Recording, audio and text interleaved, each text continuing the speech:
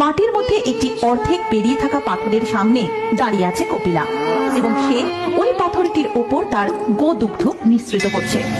এই দৃশ্য দেখে গোটা গ্রামবাসী হতবাক হয়ে পড়ে এবং তারপর মাটি খুঁড়ে সেই পাথরটিকে তুলে আনা হয়। রাজা স্বয়ং সেই পাথরটিকে তার গৃহে নিয়ে যান এবং সেই রাত্রেই রাজা স্বপ্নে দেখেন, বিষ্ণুদাস, ওঠো বিষ্ণুদাস, ওই পবিত্র পাথরের মধ্যে স্বয়ং আমি বিরাজমান।